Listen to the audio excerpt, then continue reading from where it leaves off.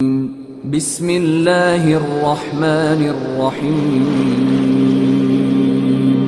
شروع اللہ کا نام لے کر جو بڑا مہربان نہایت رحم والا ہے۔ الف لام را، یہ ایک پر نور کتاب ہے، اس کو ہم نے تم پر اس لیے نازل کیا ہے کہ تم لوگوں کو اندھیروں سے نکال کر روشنی کی طرف لے جاؤ، یعنی ان کے پروردگار کے حکم سے عزت والے خوبیوں والے مالک کے راستے کی طرف، یعنی اس اللہ کے راستے کی طرف کہ جو کچھ آسمانوں اور زمین میں ہے سب اسی کا ہے، اور ان کافروں کے لیے عذاب شدید کی وجہ سے تباہی اور بربادی مقدر ہے، جو آخرت کے مقابلے میں دنیاوی زندگی کو پسند کرتے اور لوگوں کو اللہ کے راستے سے روکتے اور اس میں کجی چاہتے ہیں۔ یہ لوگ بڑے دور کی گمراہی میں ہیں، اور ہم نے کوئی پیغمبر نہیں بھیجا مگر وہ اپنی قوم کی زبان بولتا تھا تاکہ انہیں احکام الہی کھول کھول کر بتا دے۔ پھر اللہ جسے چاہتا ہے گمراہ رہنے دیتا ہے اور جسے چاہتا ہے ہدایت دیتا ہے، اور وہ غالب ہے، حکمت والا ہے۔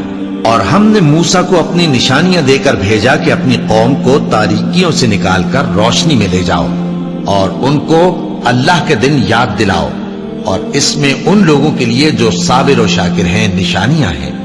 اور جب موسیٰ نے اپنی قوم سے کہا کہ اللہ نے جو تم پر مہربانیاں کی ہیں ان کو یاد کرو، جبکہ اس نے تم کو فرعون کی قوم سے رہائی بخشی، وہ لوگ تمہیں برے برے عذاب دیتے تھے اور تمہارے بیٹوں کو مار ڈالتے تھے اور تمہاری لڑکیوں کو زندہ رہنے دیتے تھے، اور اس میں تمہارے پروردگار کی طرف سے بڑی آزمائش تھی۔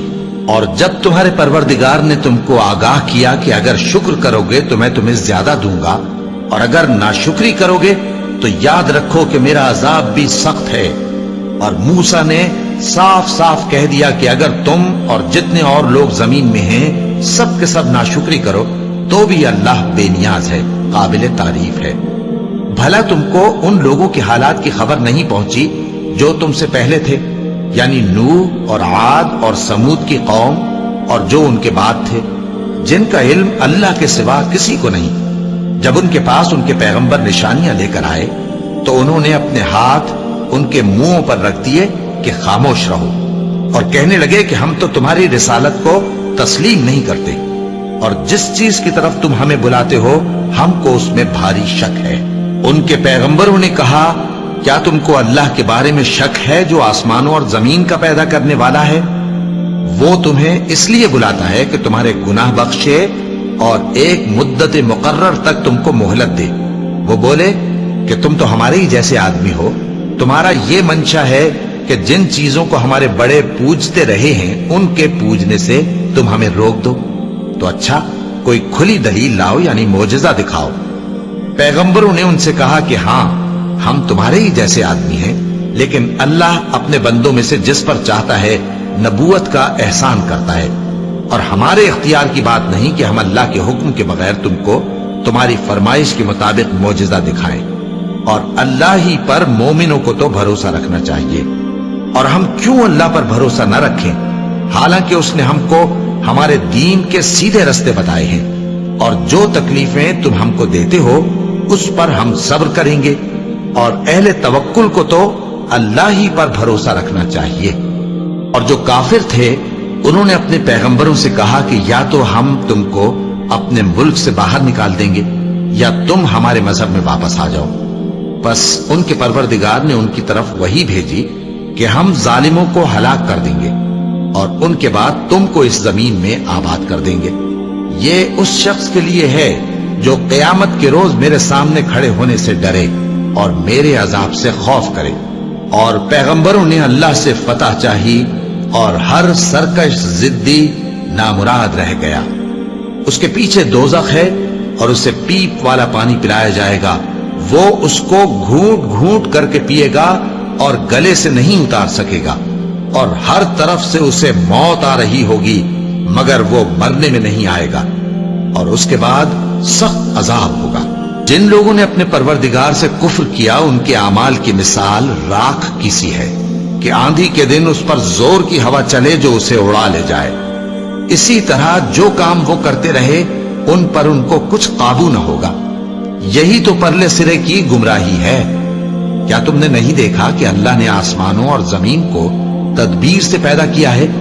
اگر وہ چاہے تو تم کو نابود کر دے اور تمہاری جگہ نئی مخلوق پیدا کر دے، اور یہ اللہ کو کچھ بھی مشکل نہیں۔ اور قیامت کے دن سب لوگ اللہ کے سامنے کھڑے ہوں گے تو غریب پیروکار بڑے بن بیٹھنے والوں سے کہیں گے کہ ہم تو تمہارے پیرو تھے، کیا تم اللہ کا کچھ عذاب ہم پر سے دفع کر سکتے ہو؟ وہ کہیں گے کہ اگر اللہ ہم کو ہدایت کرتا تو ہم تم کو ہدایت کرتے۔ اب ہم گھبراہٹ ظاہر کریں یا صبر کریں، ہمارے حق میں برابر ہے، کوئی جگہ رہائی کی ہمارے لیے نہیں ہے۔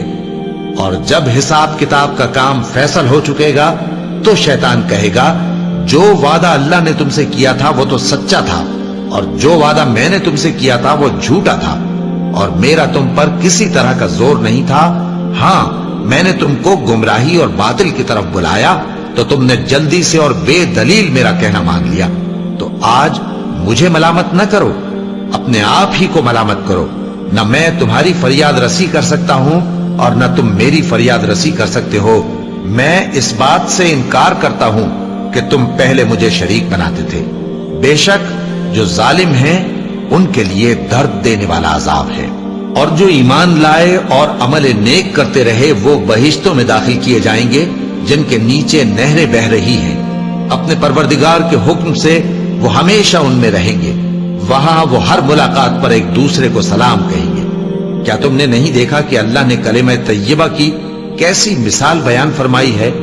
وہ ایسی ہے جیسے پاکیزہ درخت جس کی جڑ مضبوط ہو اور شاخیں آسمان میں پھیلی ہوں، وہ اپنے پروردگار کے حکم سے ہر موقع پر پھل لاتا ہو۔ اور اللہ لوگوں کے لیے مثالیں بیان فرماتا ہے تاکہ وہ نصیحت حاصل کریں۔ اور ناپاک بات یعنی غلط عقیدے کی مثال ناپاک درخت کی سی ہے کہ وہ زمین کے اوپر ہی سے اکھیڑ کر پھینک دیا جائے، اس کو ذرا بھی قرار و ثبات نہیں۔ اللہ مومنوں کے دلوں کو صحیح اور پکی بات سے دنیا کی زندگی میں بھی مضبوط رکھتا ہے اور آخرت میں بھی رکھے گا۔ اور اللہ بے انصافوں کو گمراہ کر دیتا ہے، اور اللہ جو چاہتا ہے کرتا ہے۔ کیا تم نے ان لوگوں کو نہیں دیکھا جنہوں نے اللہ کے احسان کو ناشکری سے بدل دیا اور اپنی قوم کو تباہی کے گھر میں لا اتارا، یعنی دوزخ میں، کہ سب ناشکرے اس میں داخل ہوں گے اور وہ برا ٹھکانہ ہے۔ اور ان لوگوں نے اللہ کے شریک مقرر کیے کہ لوگوں کو اس کے رستے سے گمراہ کریں۔ کہہ دو کہ چند روز فائدے اٹھا لو، آخر کار تم کو دوزخ کی طرف لوٹ کر جانا ہے۔ اے پیغمبر، میرے مومن بندوں سے کہہ دو کہ نماز پڑھا کریں، اور اس دن کے آنے سے پیشتر جس میں نہ اعمال کا سودا ہوگا اور نہ دوستی کام آئے گی، ہمارے دیے ہوئے مال میں سے پوشیدہ اور علانیہ خرچ کرتے رہے۔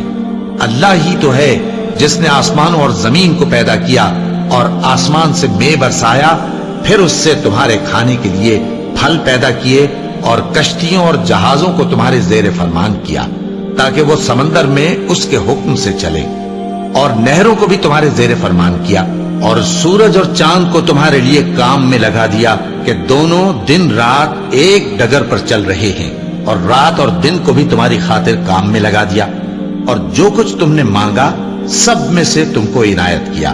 اور اگر اللہ کے احسان گننے لگو تو شمار نہ کر سکو، مگر لوگ نعمتوں کا شکر نہیں کرتے۔ کچھ شک نہیں کہ انسان بڑا بے انصاف ہے، ناشکرا ہے۔ اور جب ابراہیم نے دعا کی کہ اے میرے پروردگار، اس شہر کو لوگوں کے لیے امن کی جگہ بنا دے، اور مجھے اور میری اولاد کو اس بات سے کہ بتوں کی پرستش کرنے لگیں بچائے رکھیو۔ اے پروردگار، انہوں نے بہت سے لوگوں کو گمراہ کیا ہے، سو جس شخص نے میرا کہا مانا وہ میرا ہے، اور جس نے میری نافرمانی کی تو تو بخشنے والا ہے، مہربان ہے۔ اے پروردگار، میں نے اپنی اولاد ایک وادی میں جہاں کھیتی نہیں تیرے عزت و ادب والے گھر کے پاس لا بسائی ہے۔ اے پروردگار، تاکہ یہ نماز پڑھیں، سو تو لوگوں کے دلوں کو ایسا کر دے کہ ان کی طرف جھکے رہیں، اور ان کو میووں سے روزی دیتے رہنا تاکہ تیرا شکر کریں۔ اے پروردگار، جو بات ہم چھپاتے اور جو ظاہر کرتے ہیں تو سب جانتا ہے، اور اللہ سے کوئی چیز مخفی نہیں، نہ زمین میں نہ آسمان میں۔